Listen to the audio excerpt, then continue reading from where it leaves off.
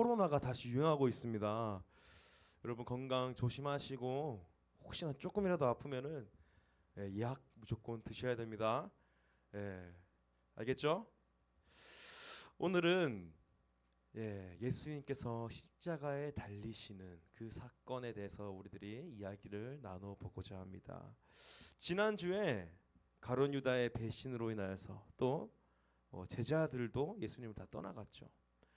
대제사장 가야바 앞에 끌려갔습니다. 그리고 이제 신문을 받게 되죠. 그때 죄목이 뭐냐 했을 때 신성모독죄였습니다. 이제 오늘은 그 이후에 일어난 일에 대해서 좀 더 알아볼 건데요. 오늘은 예수님께서 이제 돌아가시게 됩니다. 예수님께서 십자가에 못 박혀 돌아가시게 되는데 우리가 이제 그저 예수님께서 돌아가셨다.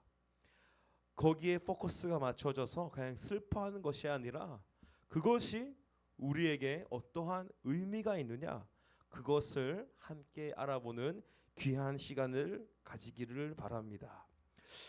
대제사장 가야바 앞에 예수님이 지난주에 끌려갔을 때 다른 질문에는 다 침묵했지만 한 가지 질문에는 예수님께서 대답을 하셨습니다. 그것이 혹시 무엇이었는지 기억나십니까? 와, 역시 우리 회장님이십니다. 하나님의 아들이다라는 그 정체성을 두고는 예수님께서 네가 말하였다 이렇게 대답을 합니다. 혹시 다음 슬라이드에 줄 수 있을까요? 하나님의 아들이다라는 것에는 예수님께서 대답을 하셨습니다. 오히려 이 대답으로 인하여서 예수님께서는 이후에 지금 본디오 빌라도에게까지 끌려와서 신문을 당하게 되고 이제 재판을 받아서 십자가형에 처하게 되는 것입니다. 하나님의 아들, 나의 목숨을 걸고서라도 내가 포기할 수 없는 그 정체성은 하나님의 아들이다라는 것입니다. 이번에 본디오 빌라도 앞에서 예수님께서는 마찬가지로 다른 질문에는 다 침묵을 하게 됩니다. 하지만 네가 유대인의 왕이냐라는 질문에는 그러하외다라고 예수님께서는 대답을 하십니다. 예수님께서는 다른 것들은 다 버리시더라도 하나님의 아들 그리고 유대인의 왕이다 이 두 가지는 절대로 부정하지 않으셨습니다. 그것은 우리들이 본받아야 될 이것이 우리가 가져야 될 정체성이구나라는 것을 예수님께서 우리들 앞에 본을 보여주고 있다라는 것을 우리들이 지금 깨달아야 된다라는 거죠. 하나님 앞에서 우리는 주장할 수 있는 바가 아무것도 없습니다. 전교 1등, 반에서 1등, 내 연봉이 얼마다? 이러한 것은 하나님 앞에서는 아무 의미가 없다라는 거죠. 하지만 하나님의 아들, 유대인의 왕이다라는 것은 하나님께서 분명히 우리가 가져야 될 정체성이다라고 하는 것입니다. 이 둘의 의미, 하나님의 아들 그리고 유대인의 왕. 다음 슬라이드 해주실 수 있을까요? 하나님의 아들, 유대인의 왕. 이 두 가지의 정체성은 뭔가 다른 말 같지만은 사실 하나의 의미를 하고 있습니다. 오로지 하나님의 아들, 왕 같은 제사장 이 외에는 주장할 바가 없습니다. 이것이 무슨 과정이냐 했을 때 거룩함의 과정이다라고 볼 수가 있습니다. 여러분 거룩하다라는 것이 무슨 의미인지 아십니까? 내가 거룩한 말을 하는 것, 내가 거룩한 행동을 하는 것, 거룩한 시간을 보내는 것 물론 그것도 중요합니다. 하지만 가장 중요한 것은 거룩하다라는 것의 의미는 구분되어진다라는 것이 의미가 있는데요. 다르게 표현하면은 쓸데없는 것은 제거되는 상태를 의미합니다. 내가 하나님의 아들이다. 유대인의 왕이다. 왕 같은 제사장이다. 이 두 가지의 정체성 외에 다 제거가 되어지는 것이 거룩하다라는 것입니다. 예수님께서는 이 거룩함 마치 연단이 되어져서 순금과 같이 순금이 연단되어져서 거룩해지는 것 다른 불순물들이 제거가 되는 것이 바로 이 거룩의 과정과도 같다라는 것입니다. 이후에 이제 예수님께서는 유대인의 왕이다라는 그 정체성을 말씀하신 이후에는 이제 장로들이 나타나게 되죠. 장로들이 유대인의 왕이다라고 하는 그 예수님을 이제 대제사장들과 장로들이 고발을 하게 됩니다. 그때 당시에 이 명절이 되면은 죄수 한 명을 풀어주게 되는 그러한 관습이 있었다고 합니다. 그때 당시에 이제 바라바라는 이게 바라보라는 뜻이 아닙니다. 바라바라는 사람이에요. 그때 당시에 흉악한 범죄자가 있었습니다. 근데 사람들은 예수님을 풀어줄 것보다 오히려 예수님을 어떻게든 죽여야 하기 때문에 이 바라바라는 죄수를 살려주게 됩니다.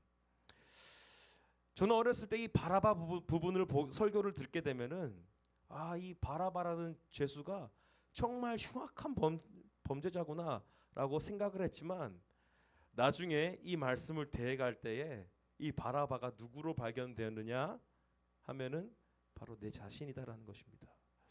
내가 죄인이고 구원받지 못할 그러한 사람이지만 죄인이고 죄수이지만 죄인 중에 괴수이지만 예수 그리스도께서 죽으심을 통하여서 살아났다라는 것이죠.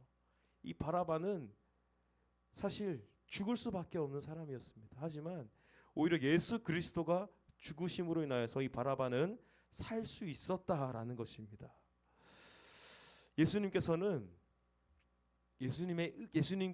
예수님으로부터 의해서 풀려났고 이 바라바는 풀려났고 예수님이 대신 죽으셨다. 예수님께서는 하나님의 아들로서 이 땅에 오셨습니다. 하나님과 예수님과의 그 관계는 아버지와 아들의 관계인데 이 아들이라는 존재는 아버지의 생명을 받아들여 자기 것으로 만들게 됩니다.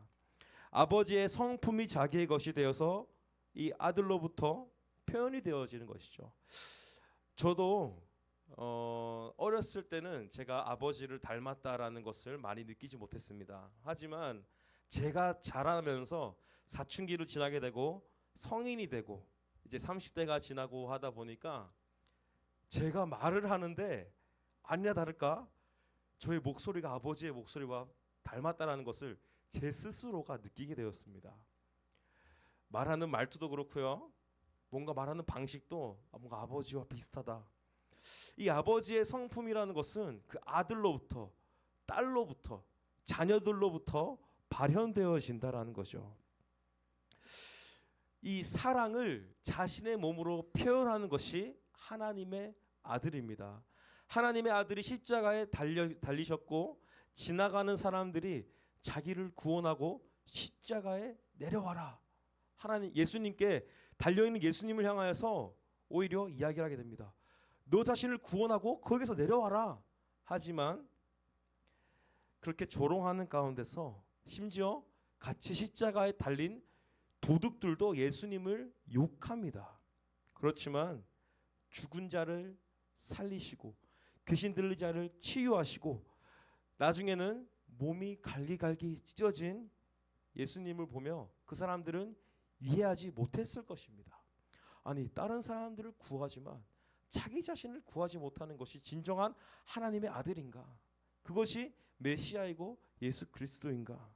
하지만 하나님의 아들이시기 때문에 십자가에 못 박히시고 돌아가셨다라는 것입니다. 그가 연약하고 무능한 이유는 사람들에게 앞에 있어서 예수님이 무능하셨고 나중에는 십자가에 돌아가셨던 이유는 우리와 똑같이 몸을 가지고 있었기 때문입니다. 하나님의 아들이었지만 이 몸이라는 육체라는 그 한계가 있었다라는 것입니다. 만약에 예수님께 뭔가 새로운 슈퍼내추럴한 초자연적인 몸을 갖고 계셨다면 아마 얘기가 달라졌었겠죠.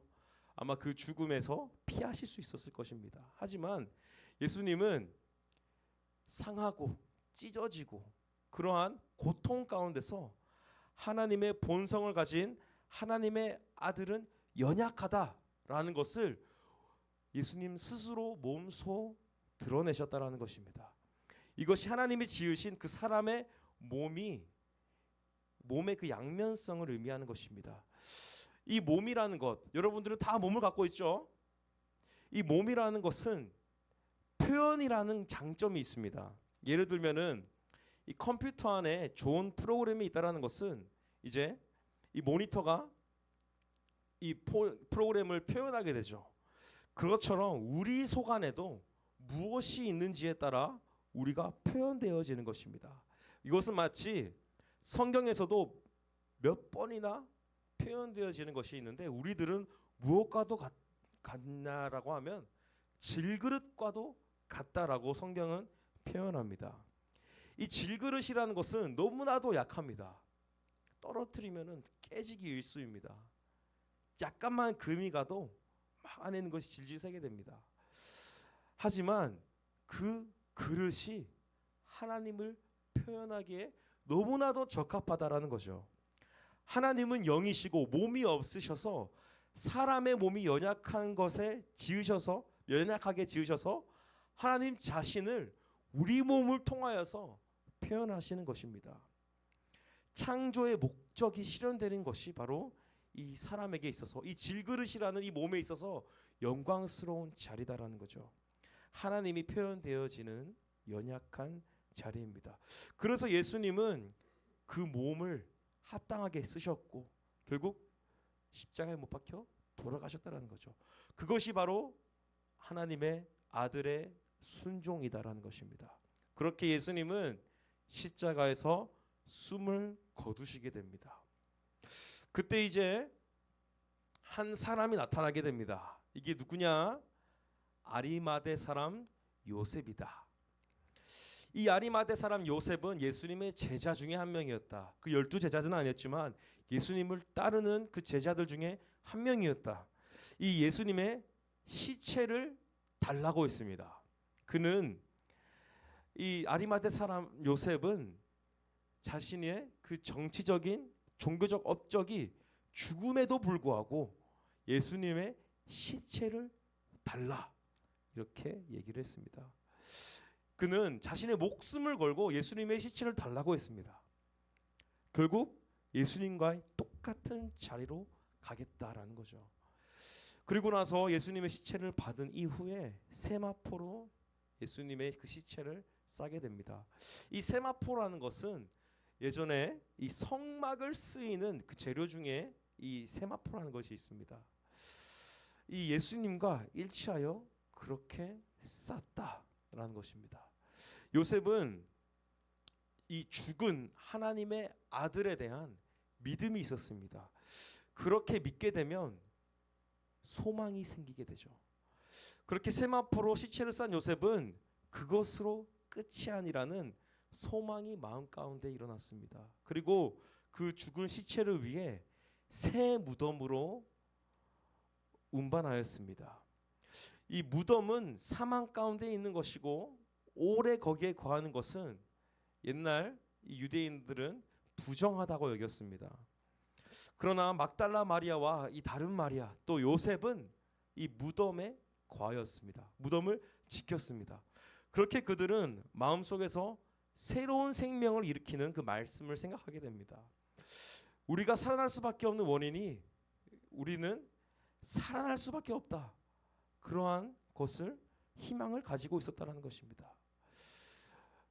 우리는 자는 사람을 보게 되면은 아마 그 자는 사람은 정신이 잠에 빠져 있기 때문에 아무것도 기대할 수 없지만 새 날이 밝아오면은 일어날 것이다라는 것을 그 소망을 우리는 두고 있습니다.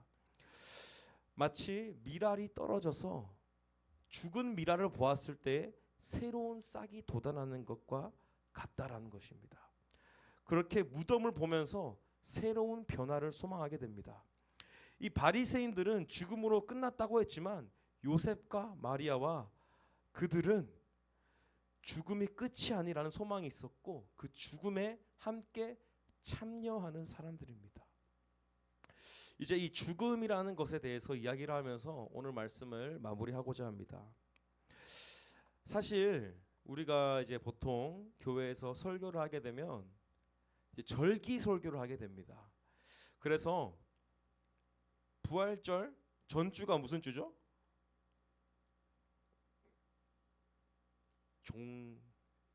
종려주일입니다. 예수님께서 예루살렘 성에 입성하시는 그 종려주일이 지나고, 그리고 이제 고난주간이 되고 성금요일이 되고 이제 부활절이 오게 되죠. 이제 그 절기 설교를 하다 보면 이 예수님의 죽음에 대해서 다룰 때가 잘 없습니다. 이 성금요일 빼고는 이 주일날 설교를 하기 위해서는 예수님의 죽음에 대해서는 이야기할 기회가 잘 없습니다. 하지만 예수님이 부활하시기 전 그 예루살렘 성에 입성하시고 그 한 주간의 그 의미를 우리가 되새기고, 예수님께서 돌아가셨다, 예수님께서 죽으셨다라는 것의 의미에 대해서 우리가 이 시간 다시 한 번 더 생각해 보기를 원합니다. 아마 이 예수님의 죽음이 오히려 여러분들은 이 사건을, 이 본문을 보면은 아마 조금 생소할지도 모릅니다. 아, 본디오 빌라도가 이러한 반응을 보였구나. 장로들과 대제사장들이 이러한 반응을 보였구나. 이렇게 볼 수 있습니다. 하지만 예수님께서 십자가 위에서 돌아가시고 이 중간에 어떠한 일이 있었는지 우리가 잘 알지는 못할 수 있지만, 그럼에도 불구하고 변하지 않는 한 가지의 사실은 이 말씀은 우리를 향한 말씀이다라는 것입니다. 여러분 혹시 죽음이 두렵습니까? 혹시 다음 슬라이드 해줄 수 있을까요? 여러분 죽음이 두렵습니까? 아마 여러분들은 저도 그렇고 아직 젊습니다. 어리기 때문에 이 죽음이라는 것에 대해서는 많이 생각해 보지 않았을 수 있습니다. 하지만 우리가 살아간다라는 것에 또 다른 표현은 결국에는 죽음으로 간다라는 표현으로 우리가 할 수 있겠습니다. 이 세상에 태어나면은 모든 사람은 분명히 죽게 되어 있습니다. 이것은 100% 사실입니다. 그렇지만 이러한 물리적인 죽음도 있지만 우리가 또 경험해야 되는 죽음이 있다라는 것입니다. 그 죽음이 무엇이냐 했을 때 나 자신을 부인하는 죽음이다라는 것입니다. 내가 이러한 사람입니다. 내가 이러한 업적을 이루었습니다. 나는 이만큼 올라와 있습니다. 이러한 내가 하나님 앞에서 죽어져야 된다라는 것입니다. 그랬을 때에 내가 이전에 내가 십자가에 못 박혀 죽었을 때에 예수 그리스도께서 오히려 드러나고 살아나실 줄 믿습니다. 내가 죽고 예수 그리스도가 사는 것, 그것이 우리가 나아가야 될 신앙의 여정이다라는 것입니다. 우리 지난주로 이제 수련회가 끝나고 이제 여러분들이 다시 일상 가운데로 돌아와 있을 줄 압니다.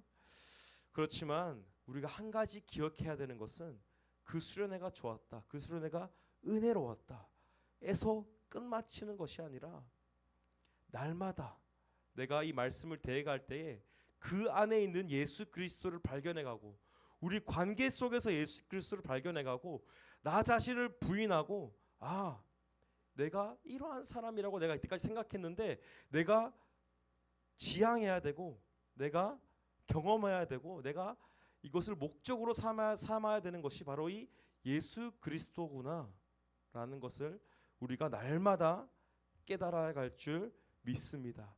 내 자신이 죽고 예수님이 살아가는 그러한 신앙의 여정을 함께하는 저와 여러분들이 되시기를 주님의 이름으로 축복합니다. 이 시간 다 같이 말씀을 두고 함께 기도하기를 원합니다.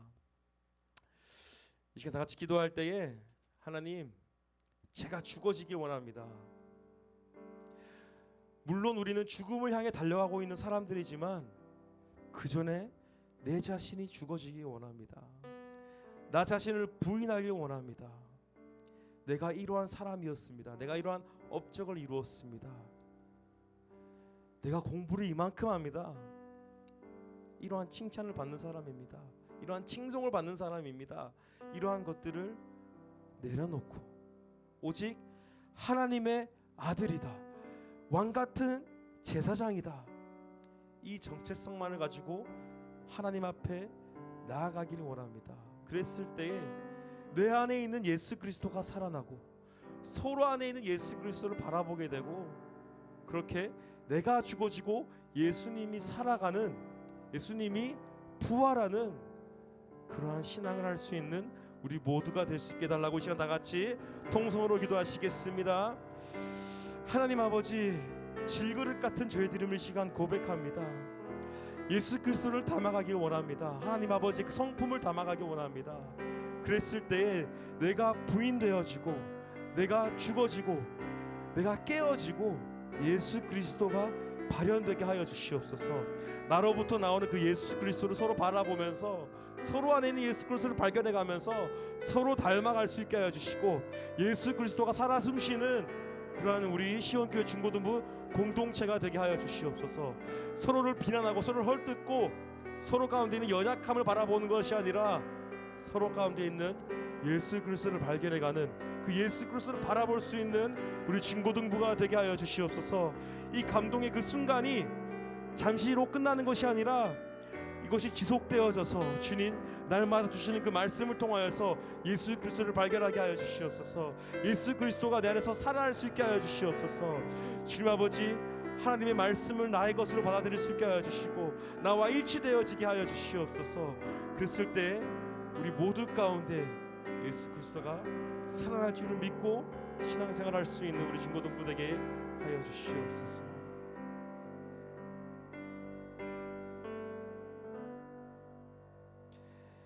예수님의 이름으로 기도합니다. 아멘. 이 시간 다 같이 파송의 노래 전쟁은 주의 것 찬양하도록 하겠습니다.